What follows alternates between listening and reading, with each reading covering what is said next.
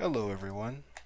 Today we'll be making a simple game where you jump on enemies and your score will increase slowly over time. Whenever you miss an enemy, your score will reset. Let's get to the coding. First things first, you're going to want to create a new project in Unity. We'll be creating a 2D project for this and name it whatever you want. We'll be calling it Simple Game and hit create.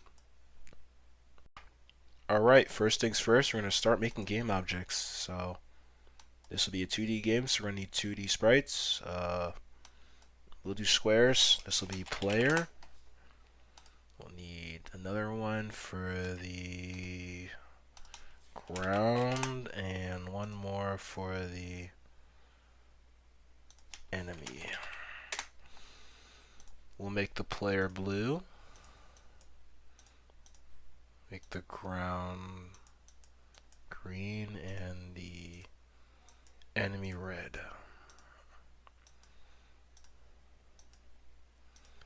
Alright, so we're going to make the ground bigger.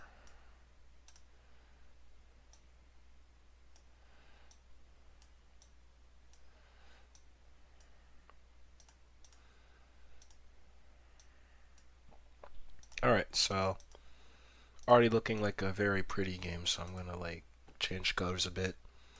So this will now be black. Yeah, we'll keep them the same. And you can change the main camera's color by going here, and we'll make that I think this tint's fine actually. This tint's fine. Okay. The player will need a rigid body 2D and a box collider 2D. And we'll also need a new script called player. We'll hit create and add. And we'll put this up in Visual Studio. So the rigid body 2D, RB, and box collider 2D. We'll call it BC. So the player will be moving via the rigid body. So we'll update that accordingly. But first we're going to need the input. So vector2 input equals get axis. I believe it's input dot get axis. So you're going to need to do horizontal this time. And then it's probably a vector 3. Oh no, it's not. Oh, well, we'll need to cast it as a new vector 2. So that'll be horizontal and then comma input dot get axis. We'll need one for the vertical as well. Alright, so that's your input. So we need to check if input dot x. This is when you press left or right. So if it's -1, no, if it's less than 0 actually. And then we'll need an else if input dot x is greater than 0. We'll do rb dot add force, and we'll do it a set speed amount. So float speed equals, we'll say 200. We're gonna make this public so we can see it in the inspector, and then we'll do rb dot add force, and then rb dot add force again. This takes in a vector 2, so we will do input dot x times our speed, and then that seemed to work. And then we'll do for the mode, it'll be force mode dot impulse.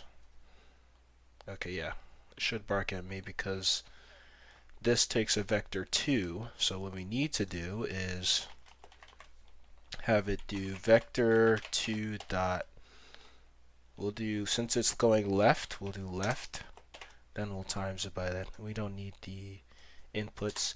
Vector 2 dot left, so it basically makes a new vector, vector 2, where it starts at -1, comma 0.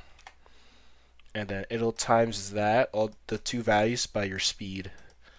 So since this is the x and this is the y, it'll move the x -1 times your speed time in the left direction. Same thing for right. Vector2 dot right times speed force mode. We'll need to make the rigid body 2D and box collider public as well for them to show in inspector. We'll test the player movement now, so drag rigid body 2D and box collider 2D to the references, and we'll lower the speed down a bit. Let's hit play. Okay, well, as we can see, there is no collisions on the player nor the ground, so we'll need a box collider for the ground. Okay, well, there is a collision for the player, but not the ground, I meant to say. So there we go, and our player moves at light speed, so we will probably need to fix that. We'll set this to a lower value, 0.1. That's better. Okay, I've added some bounds here so the player doesn't go off the screen. They're just grounds with box colliders. Let's work on the enemy now. So we'll need a box collider and a rigid body just like the player, and we'll make a new script called enemy. Actually, we're going to need this. Okay, so before we do that, we're going to make a new game object called enemy spawner, and we'll call it enemy spawner. In here, we will need the enemies prefab. A prefab is a game object stored like saved in Unity. So when you change between scenes, it'll always have the reference. So we will call it enemy. Yeah, we'll just call it enemy, and then from the spawn, like for the spawner to work in this kind of game, we're gonna have it spawn from like a range of positions, because it's gonna spawn up top like here, and it's gonna spawn like from this side to that side. So we're gonna have to do min x spawn, and then float max x spawn. Okay, so, and then we're probably gonna need a frequency spawn timer, call it. Alright, so easy way to do a spawn timer is to do invoke repeating. We're gonna need a function for it though, so we'll do public void spawn enemy, and then in here we will do instantiate, and then we'll instantiate our prefab, and then we'll instantiate it at a new position we need. So vector2 enemy spawn position equals, we'll do new vector2. We'll need a certain y position, but we'll set it to like 0.90 right now. Enemy spawn position, and then default rotation is quaternion identity, so it'll be that, and we'll do name of spawn enemy, and we'll do it every time spawn timer. So you can edit the frequency of spawn timer to spawn enemies frequently or non-frequently, but for this we will have to do it based on our min and max. So we're going to make it random, so we'll call it float RNG equals random.range. We'll do from min x spawn to max x spawn. This will generate a number between these two. I believe it's minimum inclusive, but maximum, oh, it's both. Okay, so both are inclusive for this one. We can spawn it at that. We'll call it RNGX, so we know it's at the X position. And then our Y position, we'll just set it Y spawn. Call it Y spawn. So this will be Y spawn now. To make a game object a prefab, just simply drag it into the project tab, and boom, it's a prefab now. So you can now drag it into here, and then min xspawn, I will just see around, it's probably like minus 11.11, so I'll do that. I just should do 12, and then this one's about 9 or 10, so we'll do 10. It's about like 3 high. It's like, yeah, 4. Spawn time will do about 2 seconds, so let's play. Yep, so enemies are spawning down now every 1 second. Alright, let's move on to the player jumping. So go back to the player script, and we will do float jump speed. Set that to default value, and then since we have the input already for X, we can also get it for Y because we have the input get axis vertical. So you can simply check if input.y is greater than 0, then rb.add force. It'll be vector2.up since we're going up, and force mode.impulse. Also need to times it by our jump speed. Okay, yeah, it kind of did. 20 will do. Alright, so as you can see, it goes to the sky. Is he coming back? No, not for a while. We'll set it to a really low value.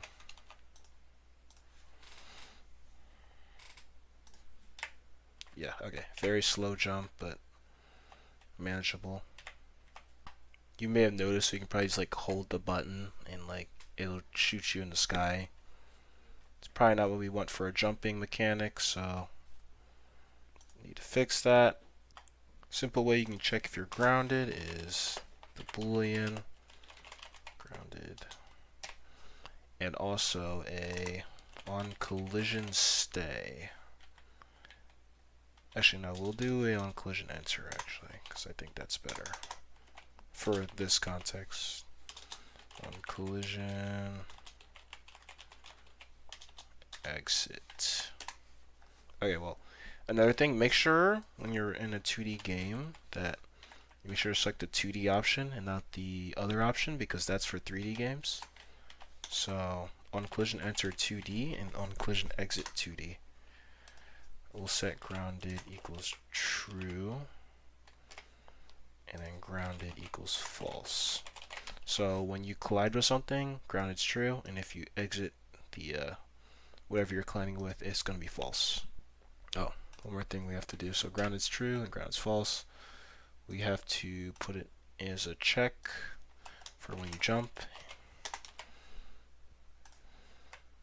There you go. You can only jump a little bit now. You may have also noticed that this counts for enemies as well. So if I stop colliding with this enemy, grounded is changed, which is something we don't want. So we'll make sure we're only colliding with the ground for grounded to be true and false. So we'll need a new layer. We'll call it ground.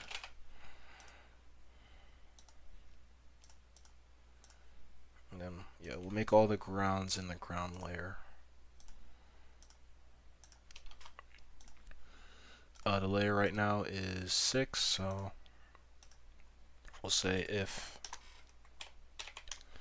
collision.collider.layer, gameObject.layer equals 6. We'll set grounded to true, and then if not, we'll set to false.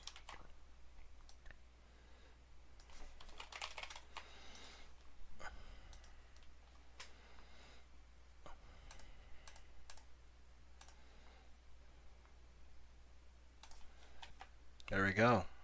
Now it doesn't matter if you're touching enemies. It only matters if you're touching the ground. Now if you don't want to like see hard-coded numbers in here, you can also do a tag for the ground. If you add a new tag, you can do call it ground save, and then just do the ground tag right here. And instead of doing checking the layer, you can also check the tag. So compare tag and type in ground. Same thing for the other one.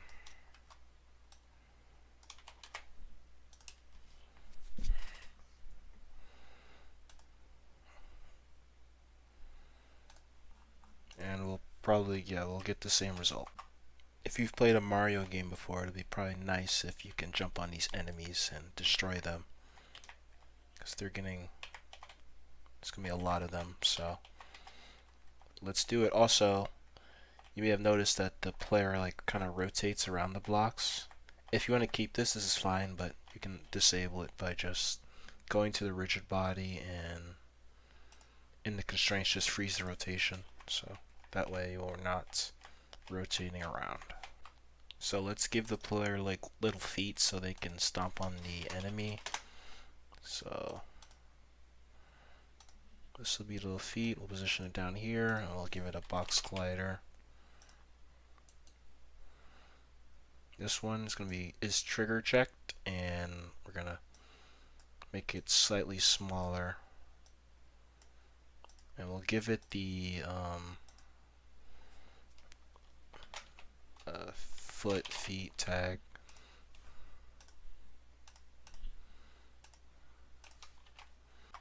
So we'll make a new enemy script.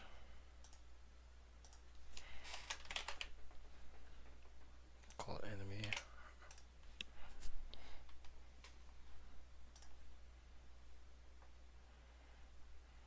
Double click it. And we're going to need a on trigger enter 2D this time. So the difference between an on collision enter and on trigger enter is that on trigger enters are like not based on different rigid body collisions itself. It's like only triggered by these kinds of collision checks. So if you have a box collider with an on trigger check, it won't like go through the normal collisions of the ground and stuff. You'll have to call it like this if you want the on trigger to be called when it collides with something, which is perfect for the feet because we want the player to kill the enemy only when it touches the enemy and not when it touches the ground. So here we will say if collision dot compare tag, if it is the I think it's foot, then we will destroy that game object.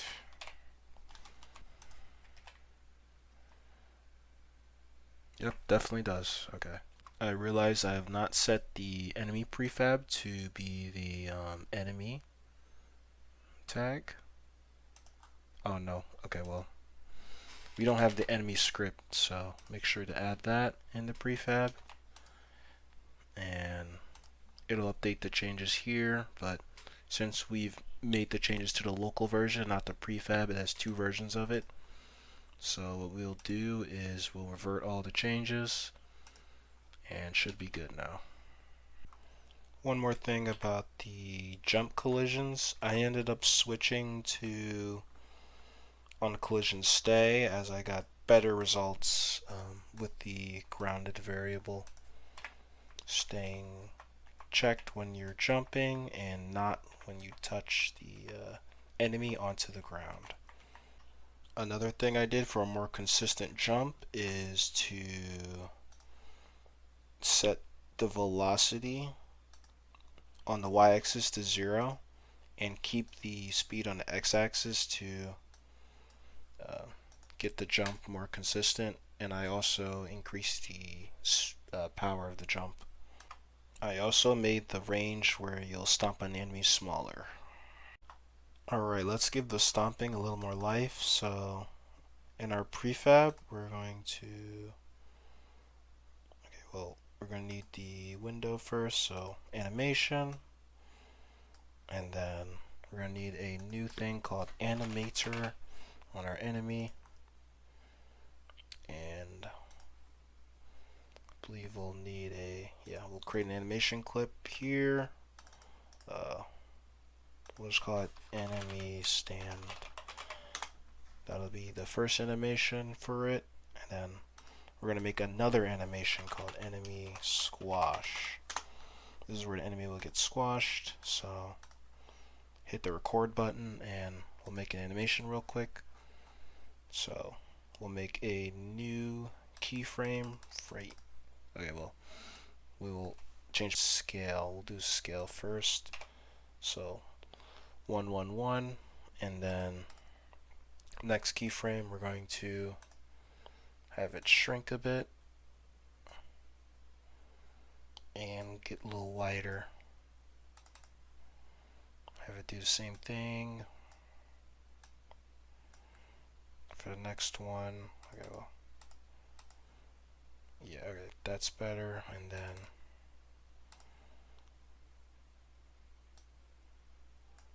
have it be flat. Okay, well, so I think we need to delete a keyframe, but yeah, this one. There you go. Now the enemy gets flat, and then we'll probably play a little like fade out animation. We can just do that by making the sprite renderer's alpha just go to 0. Prolong that a bit. Alright, there's the animation. To play the animation in the code, we're going to need a public animator here, and then we'll need to play the animation here. So anim.play enemy underscore squash. So the name of the animation, and then we'll prolong the deleting. We'll wait 2 seconds before the enemy's deleted.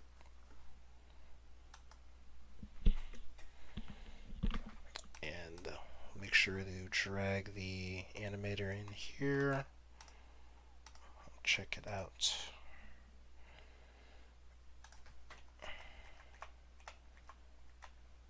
Did I stomp on him? I definitely, okay, I did. The anim of enemy is not, oh.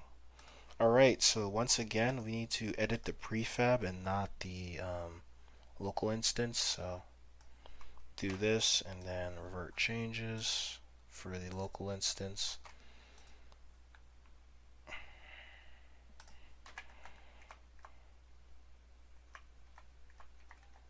Alright, it doesn't have the animator controller.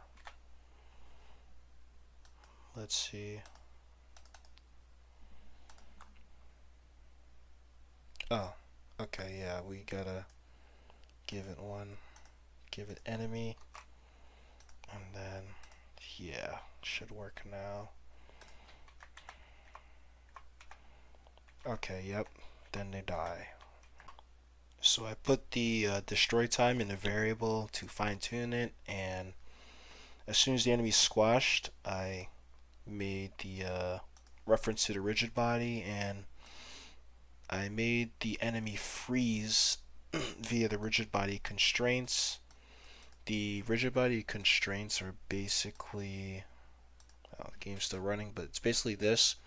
So we freeze both positions and the rotation, and that's that translated to the code. So when a squash happens, it won't move, and then it'll destroy.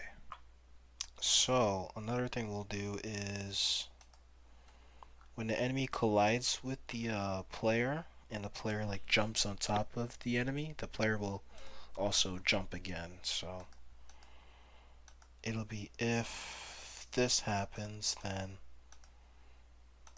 we'll need to, first things first, we're gonna have to get the player via the foot. So we'll need to get the player component from the parent. So that's the foot's parent, which is the player. So we can get the player script, and then we'll set that to a variable. So player, and then we're going to real quick make a public void player jump. It'll be the exact same thing as this, but in a function. And put then update. It'll take in, okay, well, we'll do the if statement outside, then we'll call player jump, and then for the enemy side, it'll just do player dot jump, player jump.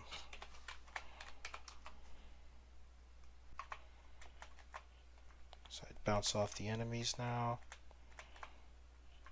Boom, boom, and enemies on top of me. For the context of this game, I found the acceleration via add force a little too much, so I ended up just hard coding the speeds. So I just did the same thing we did with the, well, similar to what we did before we jumped. I just set the velocity to the minus speed and kept the vertical speed for both of them, and then did minus speed for the left and positive speed for the right. Oh, well, make sure to increase the speed. It works really nice in terms of the jumping mechanics. You can jump on many enemies.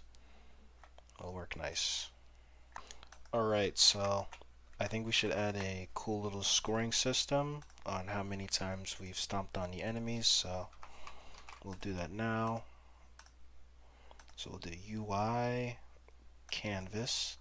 A canvas is some space you can use to put UI stuff in. And here we'll do a text from TextMesh Pro. We'll import the essentials.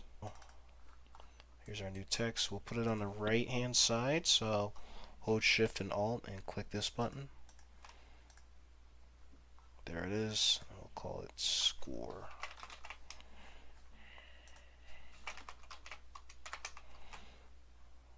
We'll make a new script. We'll call it UI underscore score.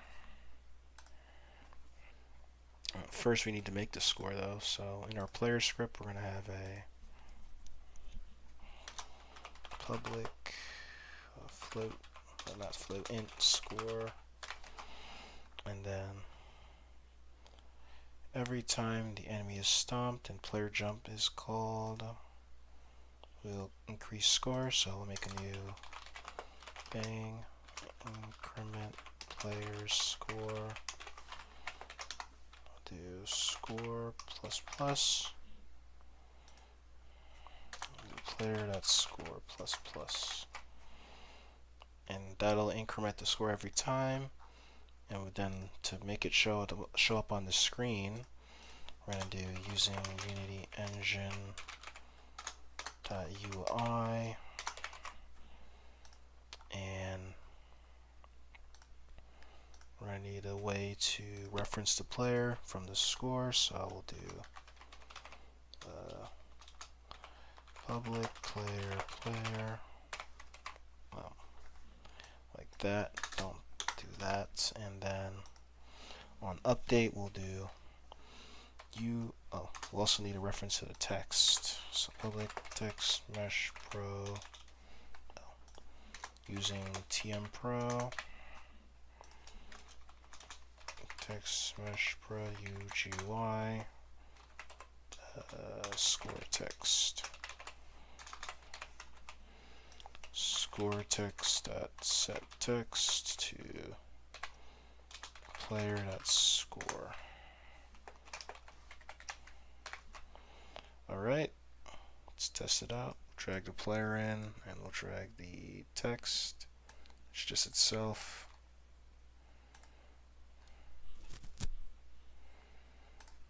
It's at 0 right now, then it's at 1, 2, good. Score updates.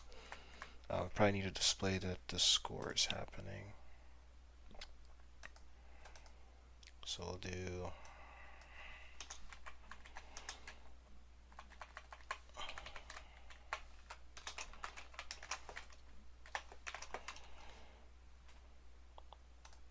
so I realized that there's a chance that you can collide with the enemy twice, increase your score twice, so I may do Boolean stomped, and whenever it's false, we just do this only once and set it to true, so this will never run and enemy will be destroyed. Alright, so last thing we'll do with this is have your score reset when you touch the ground. So, very simple solution. If grounded, then score equals 0. That's it for today's video. Make sure to leave a like and subscribe if you like the content, and let me know if I should continue this. There's a lot I want to add to this game, such as power-ups or maybe enemy movement. So leave your thoughts in the comments below, and I'll see you guys next time.